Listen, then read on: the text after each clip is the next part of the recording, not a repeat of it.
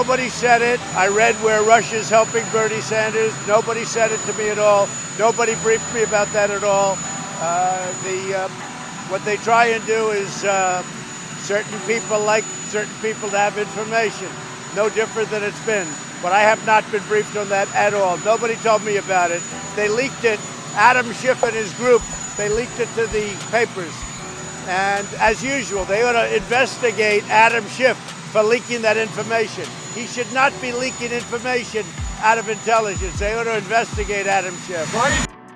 On this episode of Just Informed Talk, we're going to take a look at the latest news stories that are breaking, and they have everything to do with what we've been talking about on the Q boards.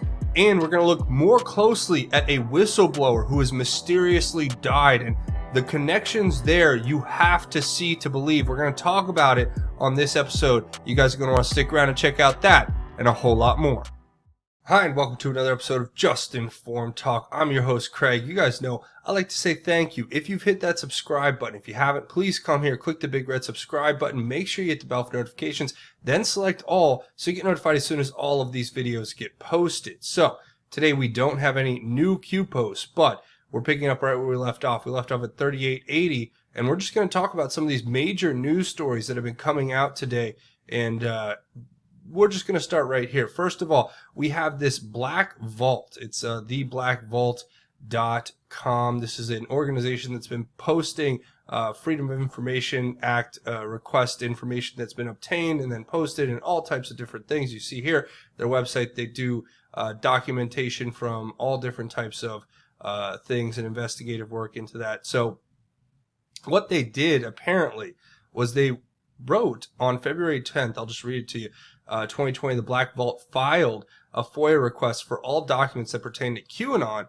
It took 2 days for the CIA to issue their response, which was the fact that they could neither confirm nor deny the existence of or non-existence of the records pertaining to QAnon. They state that the mere existence or non-existence of records pertaining to QAnon would be classified. And yeah, this is an actual letter that was sent in response to a request for FOIA request for this information about QAnon. Here it says, I'll read you the verbiage here, which is very interesting. It says, this is the final response to your February 10th to 2020 Freedom of Information Act request received in the Office of the Information and Privacy Coordinator on 10 February 2020 for copy of records, electronic or otherwise, that pertain or mention or contain cross-reference to QAnon.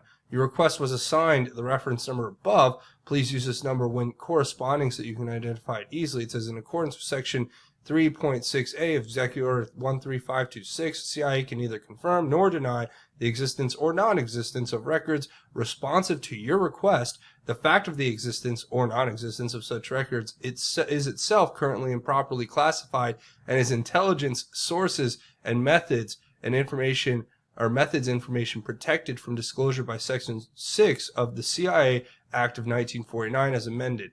So on. You get the idea here. I just thought that was an interesting place to start, looking at how they still won't confirm or deny its existence or non-existence. And we still have yet to have the media ask the actual question of President Trump. I'm sure that's going to be coming soon. Oh, wait, probably not, because they're all complicit and they're trying to gaslight Q and to create a straw man so that when they do eventually ask the question, it can be dismissed very quickly. The only problem is if they ask the question, it'll bring too much attention to everything that we've covered here on the boards, and they are terrified of this kind of information getting out to the public because it'll undermine all of their brainwashing, indoctrination, and propaganda that they have been running for decades against the American people and the world at large, more overly. So that's where we're at, it seems, as far as that goes. Now, another story that came out here I wanted to talk about was Sarah Carter reporting on this. The fact that we do have this two-tier justice system, as a DIA employee was charged with leaking while FBI leakers walk away. And what happened was, of course, the Justice Department announced Thursday that an employee of the DIA pleaded guilty to leaking classified defense information to 2 journalists in 2018 and 19, which could land him in prison for a maximum of 10 years. Leaking classified information is, of course, against the law, says Sarah Carter here in this article. That is, unless you are former FBI Director James Comey or former FBI Deputy Director Andrew McCabe. There are many other examples, and she talks about that briefly. But ultimately, what we see in this report, which I wanted to point out, was basically what is highlighted here that I thought was worth noting. It says, Assistant Attorney General for National Security John C. Deemer said Thursday that Freeze, I guess is the guy that violated the secrecy and released the classified documents or information, said Freeze violated the trust placed in him by the American people when he disclosed sensitive national security information for personal gain. And I just want to point out this part of the article where it says, isn't that what former FBI Director Comey did when he leaked his memos to his lawyers, actually his friends, to turn over to the New York Times with the sole purpose of getting the DOJ to appoint a special counsel to investigate President Donald Trump? The information, however, regarding Trump was all based on disinformation that the FBI, led by Comey, knew had been never been verified. This is the two-tiered justice system, and this article exemplifies it perfectly. I'll leave a link if you want to read the full thing. And I just give a shout out to Sarah Carter and the good work she's doing, and the fact that this is perfectly exemplifies what we're up against. Now, another story I want to cover here is this new development that is almost, it's so obvious, and Q outlined this to us for a very specific reason, but it seems like everybody who testified against President Trump from inside the administration about this Ukraine hoax number 2.0, where they tried to set him up for quid pro quo that he never did, talking about President Trump, seem to be getting these big deals. Look, you have the ex-Ukraine diplomat Marie Yovanovitch landing a 7-figure book deal. Now, this is only surprising if you haven't been following Q, if you haven't been aware of the fact that Q told us what these book deals are, right? We can go back to the Q post where it outlines all of this, saying, imagine what would happen if by law, and this is from July of 2018, if every law by every U.S. congresswoman, U.S. senator, president, etc., was by U.S. law audited 1 to 2 years by an independent agency. Imagine what would happen if those audits extended to all family members of such elected officials. Would Democrats continue to push for foreign aid to other countries versus the homeland? What happens when the kickbacks dry up? Maxine Waters, $4 million house. Nancy Pelosi, net worth $150 million. Joe Biden's son and brother, net worth in the tens of millions. Clinton family, $200 million when they were before the election, they were only worth less than $1 million. Obama family worth $40 million before the election, worth less than $1 million. All disguised under book deals. To those who take are offered more powerful positions within the party controlled, drain the swamp. Q.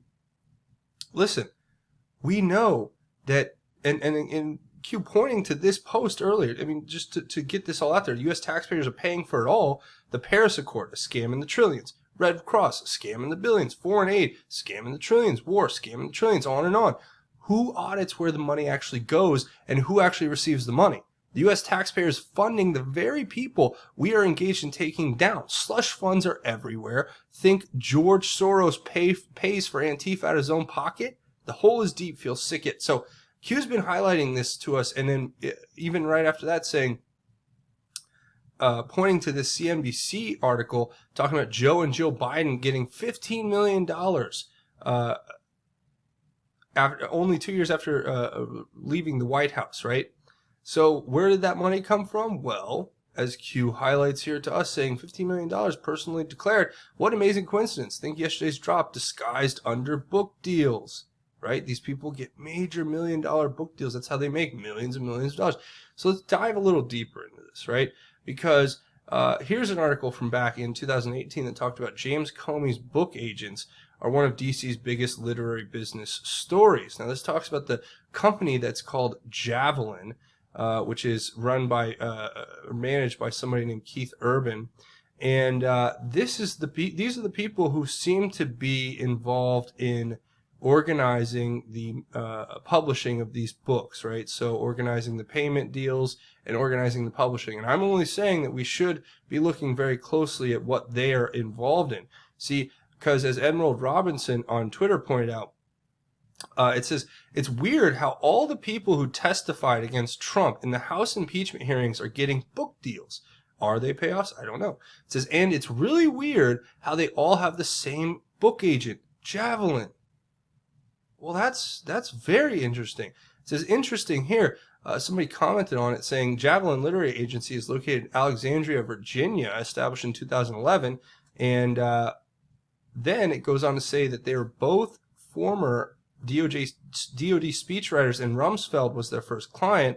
And then it said, and another name, money laundering, an investigation needs to be conducted on these ongoing book deals given as payoffs. And I'm saying this is this person on Twitter saying this, so, take it with a grain of salt, but saying that the ongoing book deals given as payoffs to the anti-Trump criminals, we've got Ukraine for money laundering, and we've also got Javelin and Publishing Cohorts, quite the team. So I don't know.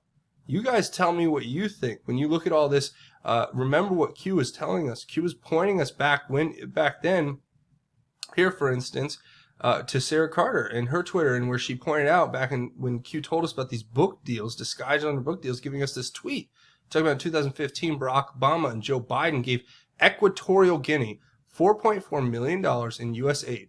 In 2016, Swiss government seized 25 supercars valued at $13 million belonging to the son of President of Equatorial Guinea, and he is facing charges of corruption and money laundering. So is this the overall broad corruption that we're under, or we're taking on, more globally speaking? And another really important question to continue to ask in all of this is, what is precipitating this kind of action by the people who are governing us, right? Talking about former administrations, Hussein, Clinton, Bush. Why were they acting in such an overtly corrupt manner if these things pan out to be true? You have to ask these questions because it becomes very important in understanding the context of the entire purpose of QAnon and the Great Awakening, and why information needs to get out, why corporate media is trying to cover it up, why big tech is trying to censor it. What do they know about the United States and its government and where we are at today that you don't know, that we don't know? And there may be things that we still don't understand. And I may be getting into those in later episodes. So you guys are definitely going to stay tuned for that. Been doing a little bit of work researching a lot of that. Now, the next story I want to get into here talks about 3 years ago, a FISA report confirmed that the Obama administration was sending FISA obtained information on Americans to non-governmental entities, but we still don't know whose data was sent to what companies. Now, this is a new report coming out from the Gateway pundit Joe Hoft over there doing great work, saying a stunning April 2017 report from the FISA court received no publicity until nearly a year after it was released to the public. The report covered results of an investigation or audit into FISA searches made by Obama's NSA, FBI, and DOJ during Obama's time in office. Now, this is very clearly referenced, and I'm going to play the clip right now, by Admiral Rogers as he gives testimony in front of Congress about the way that the FISA courts were deceived and how these surveillance apparatus may have been abused. So I'm going to play this clip real quick, and then I'll give you a little more context to what Admiral Rogers is speaking on as he testifies in front of Congress, talking about exactly what we're talking about right here. Rogers, this spring, NSA decided to stop doing about queries. That was a long conversation that's happened there. It's now come out in the public about that conversation, that was identified as a problem. The court agreed with that, and that has been stopped. What I need to ask you is, who first identified that as a problem? The National Security Agency did. Okay, so how did you report that? Reported that to who? How did that conversation go once you identified we're uncomfortable with this type? So in 2016, I had directed our Office of Compliance, let's do a fundamental baseline review of compliance associated with 702. Okay. We completed that effort. My memory is I was briefed on something like October the 20th. That led me to believe the technical solution that we put in place is not working with the reliability that's necessary here. I then, from memory, went to the Department of Justice and then on to the FISA court at the end of October. I think it was something like the 26th of October, and we informed the court we have a compliance issue here, and we're concerned that there's an underlying issue with the technical solution we've put in place. We told the court we were going to need some period of time to work our way through that. The court granted us that time. In return, the court also said, we will allow you to continue 702 under the 16 authorizations, but we will not reauthorize 17 until you show us that you have addressed this. We then went through an internal process, interacted with the Department of Justice as well as the court. And by March, we had come to a solution that the FISA court was comfortable with. The court then authorized us to execute that solution and also then granted us authority for the 17702 effort. So you reported initially to the court, this is an issue, or the court initially came to you and said, we have an issue? I went to the court and said, we have an issue. And the court said, we agree, we have a problem as well. Jack. And then it got held up, went through the process of review, then the court is now signed off on the other 16. That is correct. So how does this harm your collection capabilities to be able to not do the about collections? So I acknowledge that in doing this, we were going to lose some intelligence value, but my concern was I just felt it was important. We needed to be able to show that we are fully compliant with the law. And the technical solution we had put in place, I just didn't think was generating the level of reliability. And as a result of that, I said, we need to make the change. I will say this, and the FISA's court opinion also says the same thing. I also told the court at the time, if we can work that technical solution in a way it generates greater reliability, I would potentially come back to the Department of Justice and the court to recommend that we reinstitute it. And in fact, the court acknowledged that in their certification. We say greater reliability. Tell me what you mean by that. Because it was generating errors. Our Office of Compliance highlighted the specific number of cases in 2016.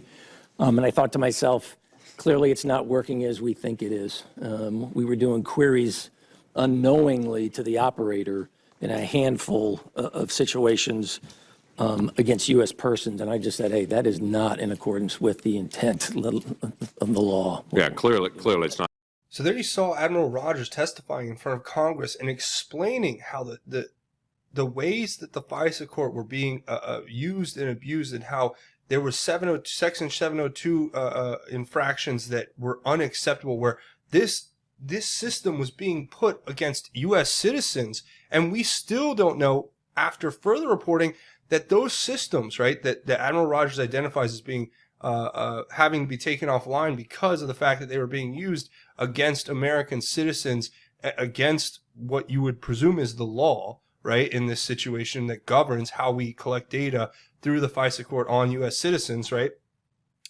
We found out later that that information was being accessed by non-government entities that were given access by the Obama administration. We still don't know who they are. We still don't know how they got the security clearance. We still don't know who and why they were looking, or how or why they were looking at this information, who they were, and how they got in, right? Although we do understand that there was access granted to these individuals. And that's what this story, I think, is covering. So you guys can read through it if you want. Also, another exclusive here over at the Gateway Pundit, talking about the former DNI Deep State Dan Coates created election security position, just happens to be the same person who just lied and claimed Russia was helping Trump. Now, you guys have seen this story in the mainstream fake news recently, which they've basically walked back. They came out saying that Russia was trying to get Trump elected and Russia's trying to get Bernie elected. Now, in the latter, I think it's more likely that Russia's trying to get a communist elected to run this country, but who you know, honeymooned in Moscow and loves the USSR and breadlines and all that stuff and all the great, you know, terrible atrocities and human rights violations that come with you know, communism. But this ultimately is just another attempt by this unelected bureaucracy to politically game the system by using these intelligence leaks, weaponizing them, and putting them out there. President Trump came out and basically said it was Adam Schiff who did this. Now, again, I trust the President of the United States. When the President of the United States comes out and tells me that one of our members of Congress, who just happens to be the you know, chair of the Committee on Intelligence, is leaking classified information to game the system politically in his favor, at what point do you just go, okay, well, you can't cover this up, you can't lie about this, but the media does it. Every single day the fake news comes out, they report their same narrative that President Trump is possibly a Russian agent, and according to sources inside the government. But the sources inside the government are just gaming these controlled media outlets. Anyway, that's where we're at now. You guys can read more about this story. It talks about the fact that in his resignation letter, dated July 28th, Coates thanked President Trump for opportunity to serve and da-da-da-da. But it reminds us that Coates created the election security position shortly before he stepped down from his position at the DNI.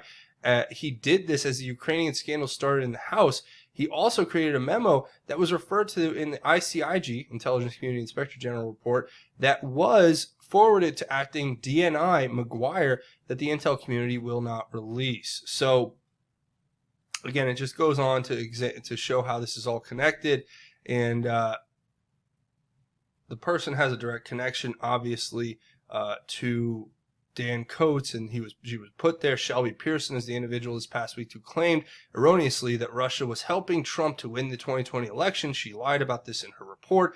Quote here from the St. Louis Today reported that the U.S. intelligence community's top election security official appears to have overstated the intelligence community's formal assessment of Russia or Russian interference in the 2020 election, omitting important nuance during a briefing with lawmakers earlier this month, 3 national security officials told CNN.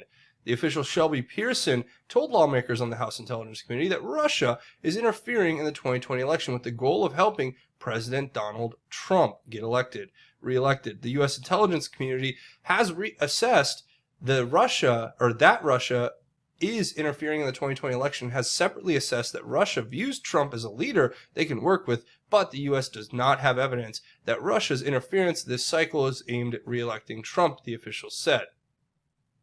I mean, at this point, the only reason this person is in that position is to be a way for the Democrats and the deep state to get disinformation out to the fake news, who then can use that to promote their narrative, their lies, and then they get bolstered by the big tech, who then censors people who are asking questions and looking at objective facts and going down a straight line of logic. Usually, they're just replacing that with these crazy narratives of Rachel Maddow telling us everyone's a Russian agent, CNN basically just reporting fake news after fake news after fake news, because they know that if they just bombard the American people with all of this information, disinformation, they mix it in, and it's all about cognitive dissonance. That's all this is. This is all a way to control us, and it's so obvious, prima facie. It is what it is. I'll leave the article if you want to read the full thing. There's more information in there, obviously, you're going to want to check out. And then finally, this story is the one we're going to talk about. It's definitely worth talking about. The Obama DHS whistleblower has been found dead with a gunshot wound to the chest. Now, you guys want to hear this story because there's a lot of people, including congressmen, who are coming forward saying that not only did this guy not kill himself, but that they suspect foul play. Now, what it says here is Philip Haney, a former Department of Homeland Security official during the Obama administration who blew the whistle on shortcomings within his own agency, was found dead in California on Friday with a gunshot wound to the chest. Now, it goes on to say here in the report that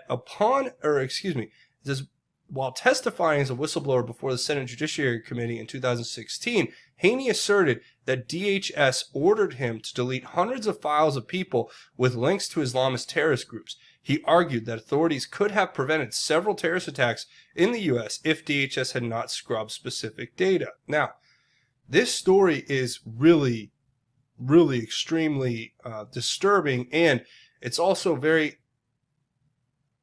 worth diving deeper into and investigating further, as it's been reported here that back in 2019, Philip Haney, the whistleblower, came out and basically derided the Eric CIA, can't say his name because you'll get your video thrown in the YouTube memory hole, never to be heard again. That's a reference to Orwell's 1984, where they take information and disappear it out of existence.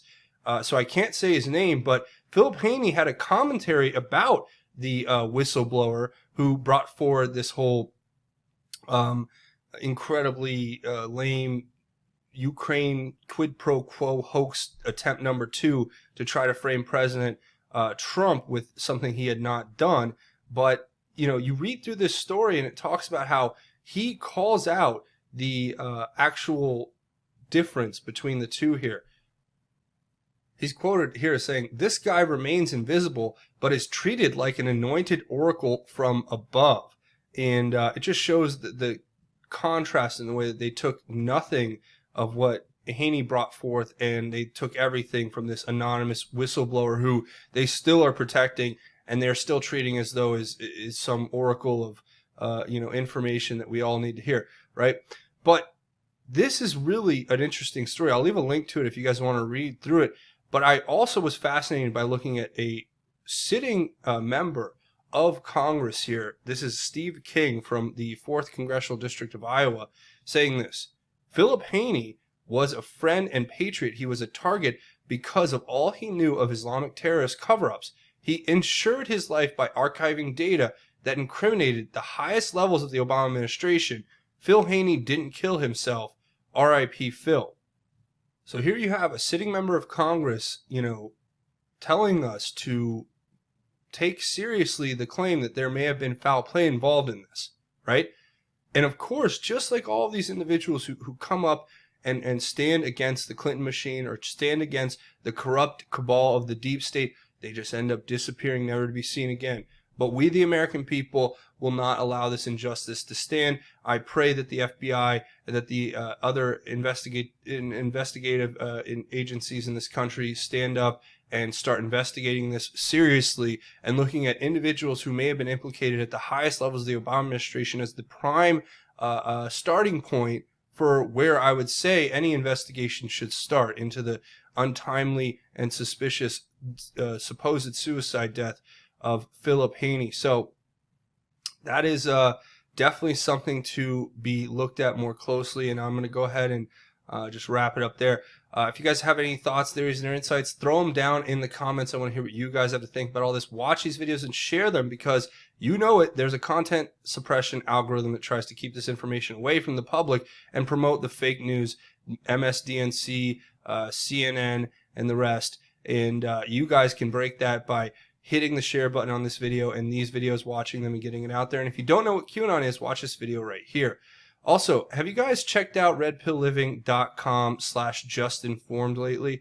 Well, if you haven't, then you wouldn't know that they have an incredible array of new coffee products, right? And these are really a great product if you like coffee, you want to get up, feel refreshed. They even sell it in the K-Cup form if you guys use those machines, but it's called the Great Awakening. It's a premium quality coffee. They have all the different flavors you could ever imagine, and I just really recommend you guys go check this out. Use the link in the description to get the coffee today. It's RedPillLiving.com/JustInformed. Use the coupon code JustInformed to get 10% off and let them know that I sent you over. So thank you for going and checking that out. Also, if you haven't done it yet, you're really, I think, doing yourself a disservice. And what is that? Downloading the Brave browser for free using the link in the description of this video, because it's a win-win. They'll make a contribution to this channel when you download it, install it, and run it on your computer. And for you, it's a free product that's better than Google Chrome, Internet Explorer, Mozilla Firefox, whatever internet browser you're using, it's better than that because it blocks the ads and it makes your internet experience that much better. If you're ever on any of those websites where all these pop-up ads come and you can't even read an article, this helps with that problem. And I encourage you all to download this and try it out today. So also a few other ways you can help out the channel. Come find me over on Twitter at JustInformYou. We have a great way to connect over there. It's a great way to get in touch. Also, you can come over here and we can connect over at JustinformedNews.com. Come here for links and the latest videos on the channel. BitChute.com/JustInformedTalk has the latest, and it is a backup channel in case we ever have to go that route. But also, you can help out a couple other ways, and they're both financial. You can come over here and find me on Patreon, patreon.com/JustinformedTalk. It's a monthly donation. You set it and forget it. Everyone who contributes here on a monthly basis keep this channel alive, because YouTube's demonetized it. They've tried to put it out of business, but your support keeps it going, so thank you. I also have a GoFundMe set up if you want to make a one-time or anonymous donation. Links to everything will be down in the description. Now, before we go, we do a segment at the end of each one of these episodes called God's Grace is Greater, where we talk about God and how God's grace and how it is truly greater. And I want to share this message about the Christian life. And this is for all of you out there who are wondering, how are we supposed to live?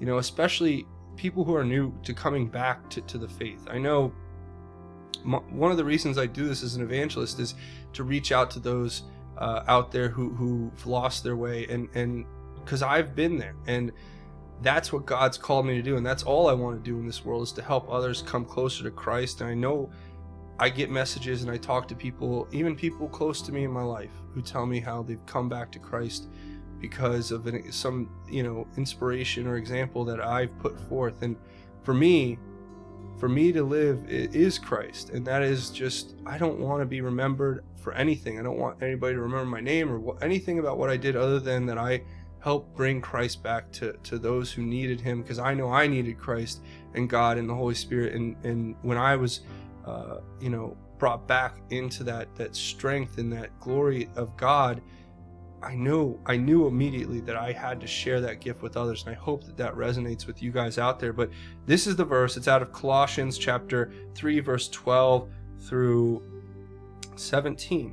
And it says, "Therefore, God's chosen ones, holy and loved, put on heartfelt compassion, kindness, humility, gentleness, and patience, accepting one another and forgiving one another if anyone has a complaint against another. Just as the Lord has forgiven you, so also you must forgive. Above all, put on love, the perfect bond of unity, and let the peace of the Messiah, to which you were also called in one body, control your hearts. Be thankful. Let the message about the Messiah dwell richly among you, teaching and admonishing one another in all wisdom, and singing psalms, hymns, and spiritual songs with gratitude in your hearts to God. And whatever you do in word or in deed, do everything in the name of the Lord Jesus, giving thanks to God the Father through him." And that's it, guys. That's all I can tell you is right and what's good, and that's how we should live. I know that we're not perfect. I know we're quick to judge, we're quick to anger, and we have these moments of weakness, and we're always going to have this struggle in becoming better and learning about how important our salvation is and how important God and Jesus and the Holy Spirit are above all else in this world. And we have to transcend that. We have to lift ourselves out of this world and remember that looking to God is where our eternal salvation comes from. And that's my message to you. I hope you guys take that. I try to let the words speak for themselves there, and remember to, as it says here, and whatever you do in word or in deed, do everything in the name of the Lord Jesus, giving thanks to God and the Father through him, and remembering that we are about heartfelt compassion, kindness, humility, gentleness, and patience. Everything will happen according to God's will. You will be blessed. You will be rewarded greatly for your sacrifice and service to the cross, but it will come in God's time, not yours. And you got to remind yourself and those that you love that no matter what struggles we deal with now, today, or tomorrow, if we have faith and we persevere and we stay strong in that faith, we'll be greatly rewarded by God for that faith and endurance. So that's my message to you, and I want you to share it with your family, friends, and loved ones. And that's going to be it for me. Thanks for watching. Come here, hit the subscribe button if you haven't, and hit it, bop it, tap it, elbow it, whatever, fist bump it. Hit the like button if you guys like this content and want to see me make more. That's going to be it for me. Thanks for watching Just Informed Talk. I'm your host, Craig. Godspeed and God bless each and every one of you, Patriots.